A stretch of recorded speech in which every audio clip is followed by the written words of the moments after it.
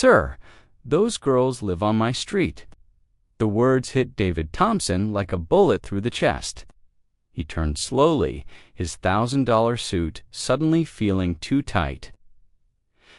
A black girl stood behind him, maybe 10 years old, wearing clothes that had seen too many washes and shoes held together with duct tape. Her finger pointed directly at the twin marble tombstones he'd been staring at for the past hour. Emma Grace Thompson, Sophie Marie Thompson both died at age 7. Both his daughters, both supposedly buried here 18 months ago. The morning sun cast long shadows across Riverside Cemetery, the most expensive burial ground in Chicago. David had paid $250,000 for these plots alone. White lilies imported from Amsterdam lay scattered at his feet where he'd dropped them. $800 worth of flowers for daughters he believed were dead. "What did you say?" His voice came out strangled. The girl shifted nervously, but held her ground. "Those girls, Emma and Sophie, they live on Maple Street, 3 blocks from my grandma's house. I see them playing in the backyard sometimes. 2 little blonde girls who look exactly the same, always holding hands. David's world tilted sideways. For 18 months, every Saturday morning had been the same ritual. Wake up at dawn, buy the most expensive flowers, drive to this cemetery, cry over empty graves while his ex-wife cashed $15,000 alimony checks meant to support daughters who were supposedly dead.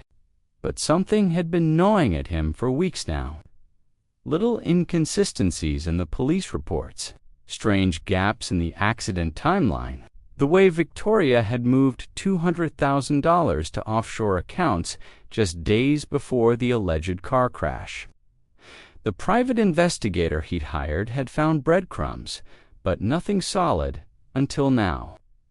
"The woman who takes care of them doesn't let them go out much," the girl continued.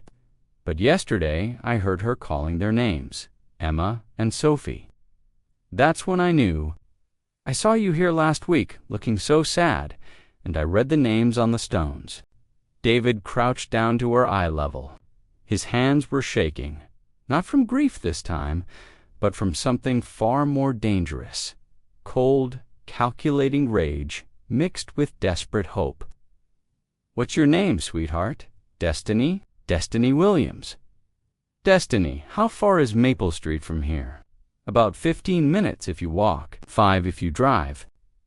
David stood up, his mind already moving through calculations.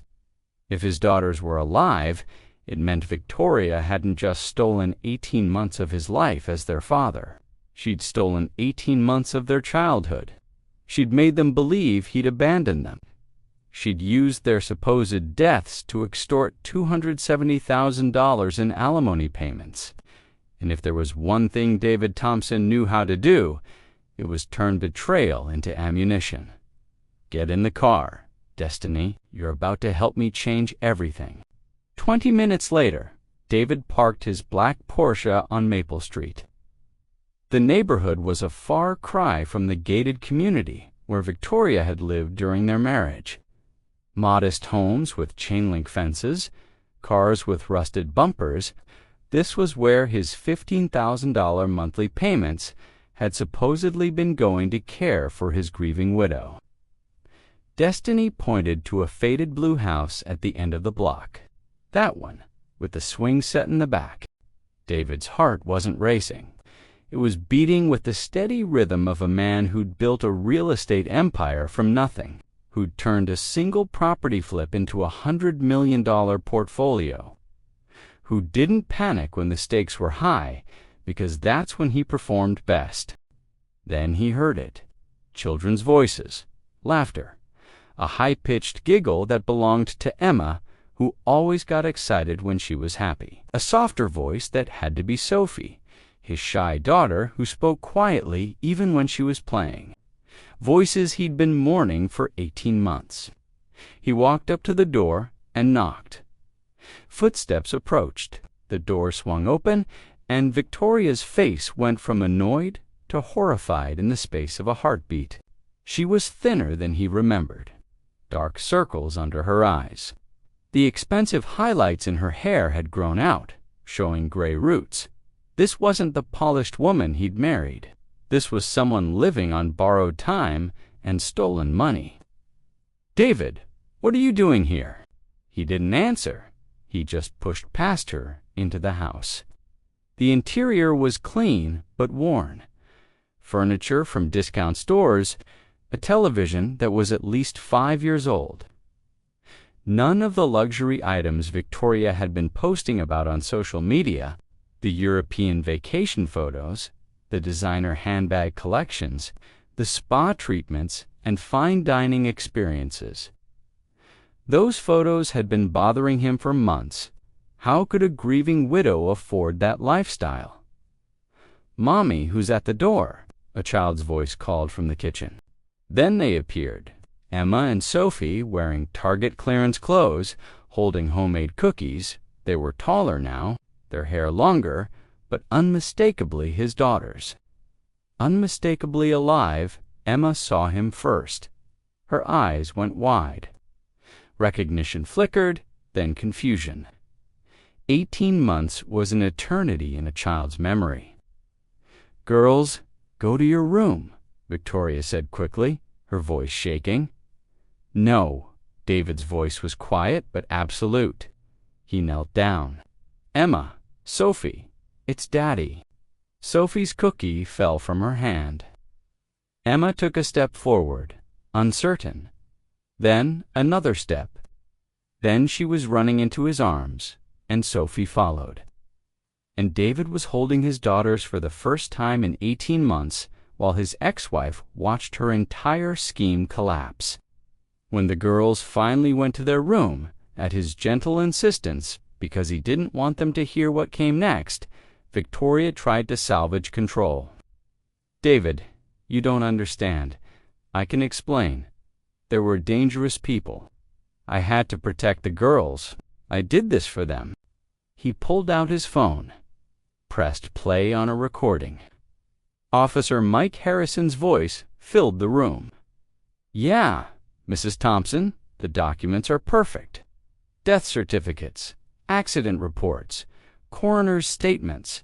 Your ex-husband is too emotional over his kids to question anything official. He'll be too busy crying to investigate." Victoria's voice responded, clear as day. "And the alimony payments will keep coming. As long as he thinks they're dead, the family court order stands. $15,000 a month for the rest of your life." Victoria turned white. "You recorded us. My private investigator did much more than that." David smiled, but there was no warmth in it. "We've been tracking you for 2 months, Victoria. Every bank transfer, every offshore account, every bribe payment, every fake document. You left a digital trail that a high school student could follow." He pulled a folder from his jacket. Bank statements, wire transfers, photos of Victoria in Paris, the date stamp showing it was 3 days after a $15,000 alimony deposit, receipts from restaurants that cost more than most people's monthly rent. All of it paid for with money, meant for daughters she'd declared dead. "I hired Marcus Chen," David said quietly. "You know that name?"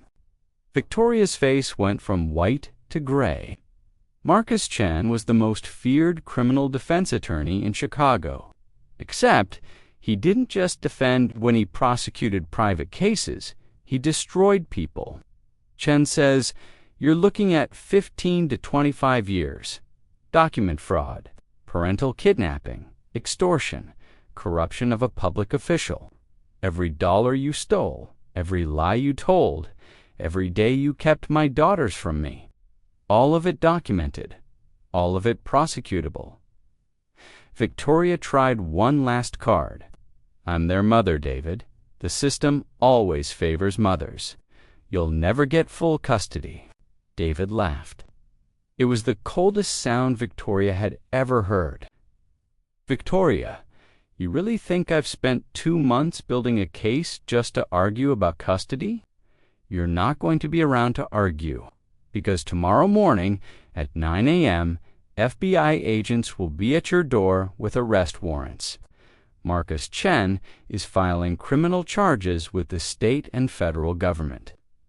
Officer Harrison is testifying against you in exchange for immunity. And every friend who consoled you over your dead daughters, every person who watched you cry at their fake funeral, they're all going to see exactly who you really are. He leaned closer. You turned my daughters into corpses for profit. You made me cry over empty graves while you cashed checks and lived like royalty. You used a father's love as a weapon. And now you're going to learn that destroying the wrong family has consequences that will follow you into prison and beyond. Victoria's legs gave out. She sat down hard on the couch. David, please, we can make a deal. I'll give back the money. You keep the girls. We never speak again. It's too late for deals. David stood up. The only deal you should be thinking about is the plea bargain Chen might offer if you cooperate fully. Otherwise, you'll spend the next 2 decades in federal prison explaining to other inmates how you faked your own children's deaths for money. He walked toward the girls' room, then paused. Oh, and Victoria. Every social media post you made, every luxury purchase, every vacation photo, Chan's releasing all of it as evidence. By tomorrow afternoon, you won't just be a criminal. You'll be the most hated woman in America. The next morning, David sat in his lawyer's office, watching 3 different news channels cover the breaking story. CNN had obtained the police recordings. Fox News was interviewing legal experts about the severity of the charges. NBC was showing Victoria's Instagram posts side by side with the death certificates she'd filed. The public reaction was instant and brutal. The hashtag Victoria Thompson scam was trending nationally. Former friends were giving interviews about how they'd consoled her through her grief. The exclusive country club had already revoked her membership. Her social circle had evaporated overnight. Marcus Chen walked in with a satisfied smile. FBI arrested her an hour ago. Harrison's already in custody. The judge denied bail based on flight risk. She had 3 passports under different names. How long? David asked. 22 years minimum. The judge was particularly angry about the children being used as pawns, called it one of the most callous acts of parental betrayal he'd seen in 30 years on the bench. David nodded slowly. And custody. Emergency order granted this morning. Full custody to you. Victoria's parental rights are being terminated. Even if she gets out eventually, she'll never have legal access to Emma and Sophie again. It should have felt like victory, but David just felt tired. 18 months of manufactured grief had taken their toll. The girls would need therapy. They'd been taught to believe their father had abandoned them. That kind of psychological damage didn't heal overnight, but they were alive and they were his again. Everything else could be rebuilt. 6 months later, David stood in the backyard of his renovated home, watching Emma and Sophie play in the pool with their new friends from private school. Their laughter echoed across the water, a sound he'd thought he'd never hear again. Destiny Williams was there too, wearing a new school uniform from the elite academy David had enrolled her in. The scholarship he'd established in her name would cover her education through college. Heroes came in all sizes, he'd learned. Sometimes the smallest voices carried the most important truths. Dr. Sarah Mitchell, the child psychologist he'd hired, had warned him the recovery would be slow. The girls had believed for 18 months that their father hadn't wanted them. That kind of abandonment trauma ran deep. But with patience and consistency, they were beginning to understand they'd been victims of manipulation, not rejection. "Daddy, watch this." Sophie executed a perfect dive, something she'd been too scared to try just months ago. Emma cheered for her sister, then turned to David. "Dad, can Destiny sleep over this weekend?" "Of course." David smiled. "You girls are building something special here." The Victoria Thompson case had become a national sensation. Court TV covered the trial in its entirety. The evidence was so overwhelming that Victoria's attorney advised her to plead guilty in exchange for a reduced sentence. She still got 22 years. Officer Harrison received 12 years and lost his pension. During his testimony, he'd admitted that Victoria had specifically targeted David because she believed he was too emotional about his kids to think clearly. That statement had become the trial's most quoted line. The moment when everyone realized she'd mistaken love for weakness. David had turned his pain into purpose. The Emma and Sophie Foundation for Children Affected by Parental Alienation now operated in 15 states. He'd become a sought-after speaker on fraud detection and family protection. His personal story resonated with audiences who'd faced their own betrayals. His business had tripled in value. Companies wanted to associate with someone who'd demonstrated resilience and strategic intelligence under impossible pressure. Thompson Real Estate Holdings was now developing family-focused communities with built-in safeguards against the kind of isolation Victoria had imposed on his daughters. The most satisfying part wasn't Victoria's imprisonment or his business success. It was watching his daughters heal. Every smile, every achievement, every moment of genuine happiness was a victory over the woman who'd tried to use them as weapons. Emma discovered she had a natural talent for horseback riding. Sophie showed exceptional aptitude for mathematics and science. Both spoke openly in therapy about how grateful they were that their father had never stopped looking for them. During an interview on 60 Minutes, the reporter asked if David ever felt guilty about the severity of Victoria's punishment.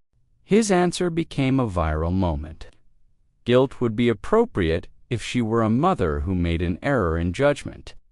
But someone who fakes their children's deaths for money isn't a mother. She's a predator who chose the wrong target. And predators need to understand that some things are too sacred to weaponize. 2 years after that cemetery confrontation, David received a letter from Victoria's prison. She was begging for any chance to see the girls. She'd lost everything: freedom, money, social status, the respect of everyone who'd ever known her. Now she wanted absolution. Dr. Mitchell advised waiting until Emma and Sophie were older to decide about contact. They need to feel completely secure before facing the complexity of forgiving the person who hurt them most. David agreed. His daughter's emotional safety came before any adult's need for closure. One evening, Emma asked a question that surprised him with its maturity. "Dad, do you think Mom ever really loved us? Or were we just money to her?" David chose honesty over comfort. "I think she loved you the way she could, but she allowed greed to become more important than that love. Sometimes people make choices that destroy the most precious things they have." Sophie, always the pragmatic one, added, "At least we know you never stopped fighting for us. That's what matters." Those words crystallized everything. The real victory wasn't destroying Victoria or proving his intelligence. It was ensuring his daughters grew up knowing they were genuinely loved, not as financial instruments or bargaining chips, but as irreplaceable individuals whose well-being justified any sacrifice. 3 years after Destiny's revelation in the cemetery, David attended Emma and Sophie's elementary school graduation. They were both receiving academic excellence awards. Destiny was graduating alongside them, top of her class. As he watched all three girls walk across that stage, David remembered Victoria's most arrogant statement.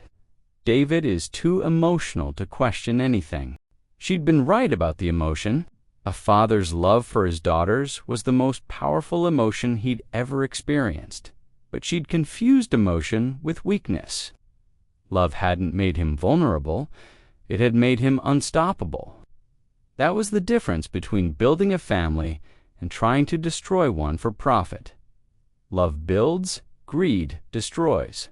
And when someone weaponizes children against a parent who truly loves them, they discover that some wars are unwinnable. The girls ran to him after the ceremony. Diplomas in hand, futures bright.